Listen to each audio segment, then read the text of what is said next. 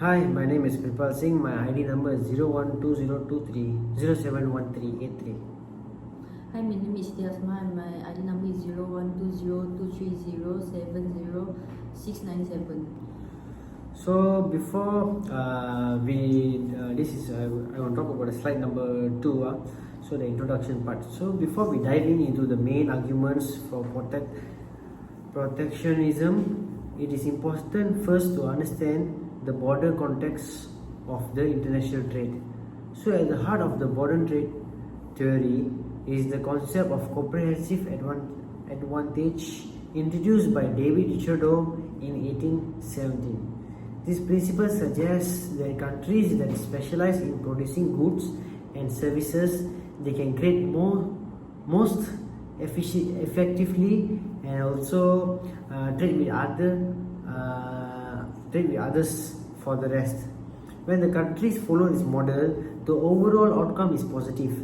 It leads to a greater efficiency, lower production costs, more innovation, and ultimately lower prices and better choices for consumers. That's why free trade is often seen as the ideal scenario in economic theory. However, in practice, we don't see purely free trade everywhere. Instead, we often see the opposite. Protectionism, where governments take action to shield their local industries from foreign competitors. Why does this happen? Because countries have priority to go beyond economic efficiency. They may want to protect local jobs, support national security, develop certain industries, or even respond to unfair trade practices by other countries.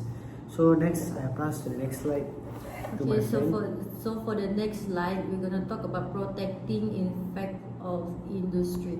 So this refers to the idea that new or emerging industry in the country often need temporary protection from established foreign competitor. So why? Because they're just starting out. They may look at scale, technology, or experience to compete effectively in global market.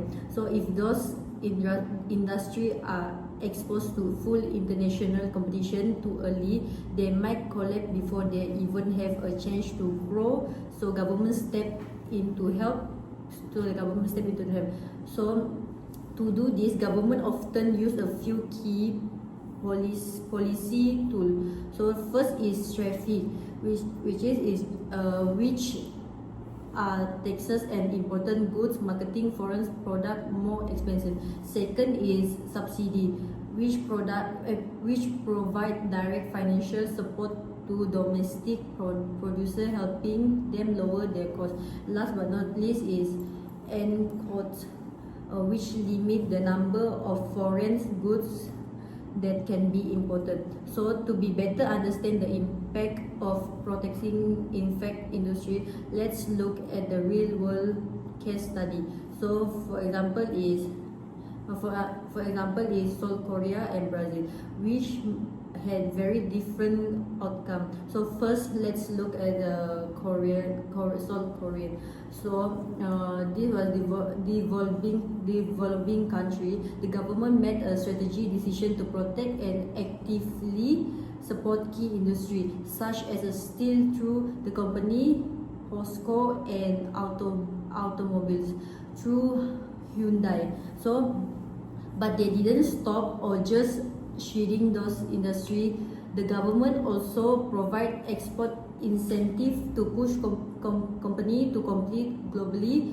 Second is heavily invest in country research development and following a path of gradual market liberalization, meaning they open up to foreign competition over time, not all at once.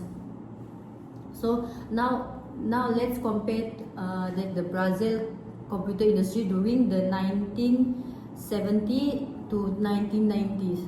So Brazil also used protection policy such as import bans and market reverse policy to protect its local computer sector. However, the approach lack at critical element pressure to innovate this. So instead of focusing productivity, quality, or global competition, domestic companies become comfortable and complacent. Over time, their product fell behind technologically. So now for next slide, I'll be talking about another key justification for protectionism. So which is safeguarding national security. While most discuss about trade focus on economy, there are cases where the issues goes beyond profit and efficiency. Sometimes it's about the national safety and the strategic autonomy. Certain industries are considered so vital that countries cannot afford to rely on foreign supplies, especially in times of crisis. So this includes sector like defense and weapon manufacturing, semiconductors and high tech electronics, and also energy resources like oil, gas, and even electricity infrastructure. To understand how protectionism works in this context of national security, let's examine two major studies, the United States defense industry and the China semiconductor sector. First, we look at the United States. So the U.S. defense industry is a very strong example of the successful protectionism aimed at national security. The government provides heavy subsidies to defend contractors and enforces Buy American policy, which require the military and other government agencies to purchase domestically made products whenever possible. Now let's turn into China semiconductor industry, which highlights the challenges of trying to achieve self-reliance in high-tech, globally interconnected sector. China has made semiconductors a top national priority.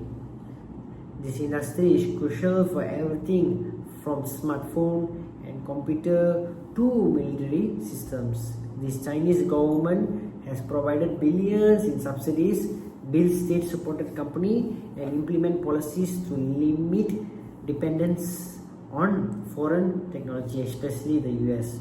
So far, China has made noticeable progress in producing low-end chips. The lesson here is that even strong protectionist support, achieving full technological self-sufficiency is not easy, especially in industries as complex and innovative driven as semiconductors. Now next I pass to my friend. So when industries are exposed to global competition, especially those that are less competitive or already struggle, it often leads to factory closure and job losses. This is one of the most immediate and visible effect of free trade. So that's why protecting domestic job is not just an economic concern, it's also a political priority. So government feels strong pressure from worker, labor unions and local communities to step in, shield job from foreign competition. So one of the most common tool used for this purpose is the tariff. For example, a taxi and important goods by making foreign product more expensive. Tariff encourage consumer and businesses to buy locally, which in turn help to preserve domestic employment. So to explore the impact of protectionism and employment, let's look at two real-world example: US steel tariff in 2002 and India textile code, both of which were introduced to protect domestic job. So first, the United States steel tariff in 2002. The US government imposed tariff and imported steel with the goal of protecting jobs in the domestic steel industry, which was under severe pressure from cheaper foreign import. In the short term, this policy didn't help save some steel jobs. However, there was a major United consequence because steel become more expensive. Industry that rely on steel, such as the construction, automotive manufacturing, and appliance production, suffer from rising costs. Many of those companies had to cut jobs or reduce outcome. So I pass to the next presenter. No, you have to talk about textile. Oh, Okay. oh, sorry. So for the next study case is India textile. India textile.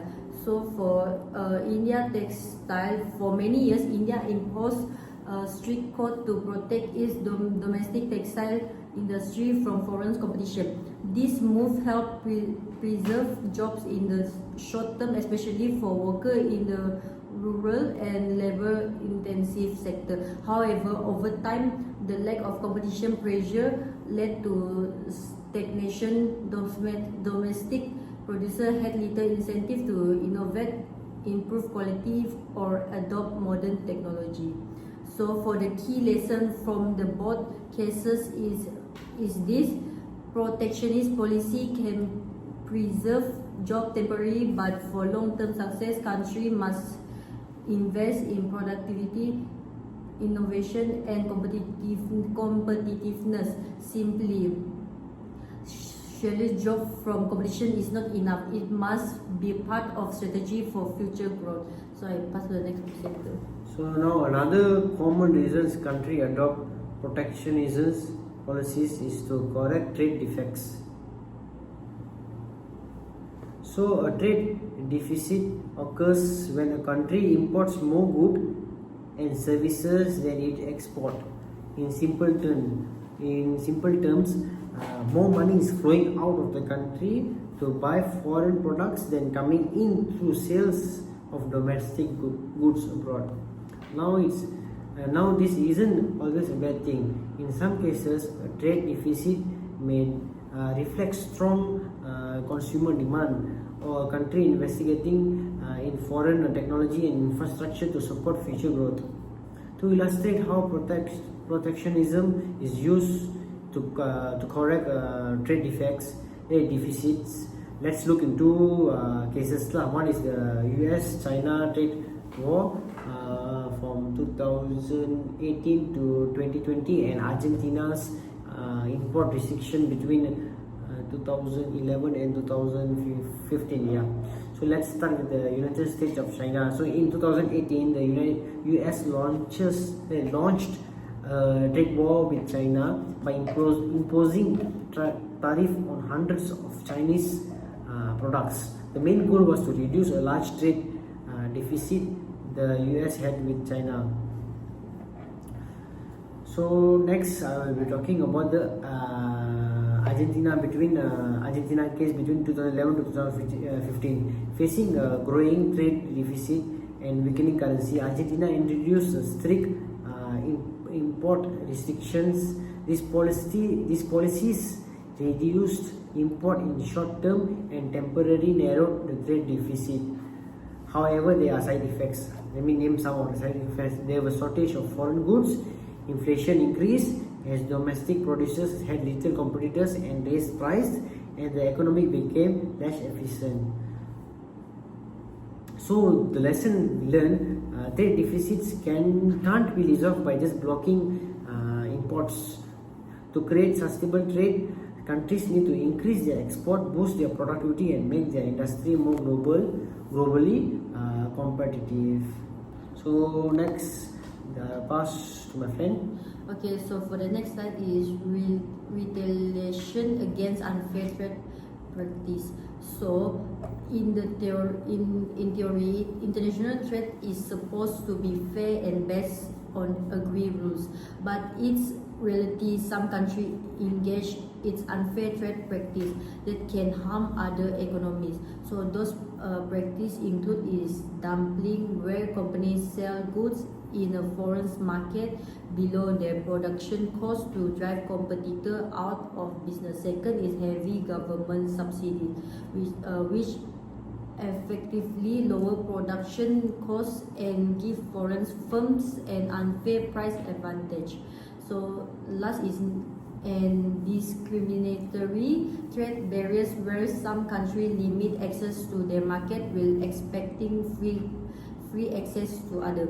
So to see how retaliatory or defensive protections works in practice, let's look at two novel case studies: the Europe Union versus Chinese solar panels in 2013 and the US tariff on Canadian lumber.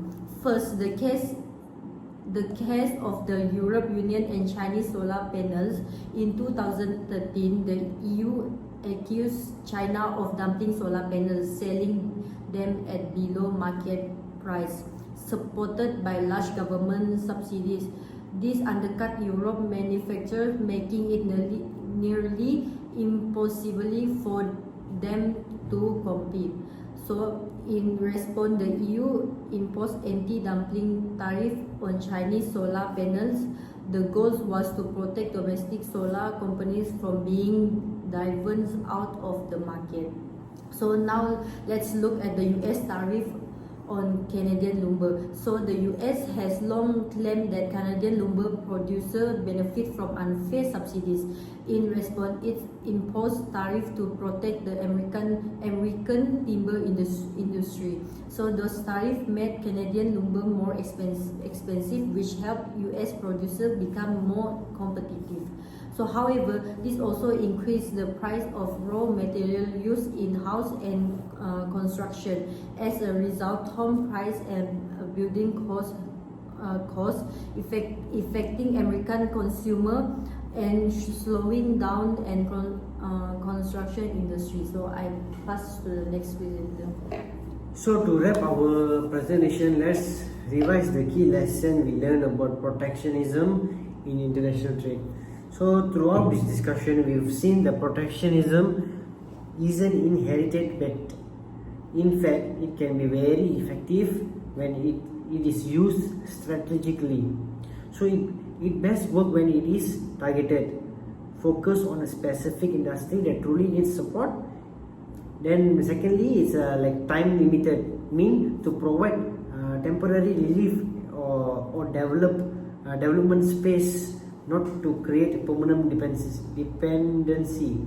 And the most important is linked to broader policies that promote efficiency and global competitiveness. However, we also see downside of overusing protectionism. It can lead to inefficiency as protected industries may lose motivation to improve.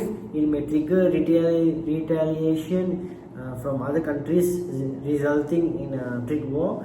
And last but not least, and in the long run, it can cause economic stagnation, especially if limits exposure to international competitors and new ideas. So that's all for our presentation. Thank you, madam. Thank you, madam.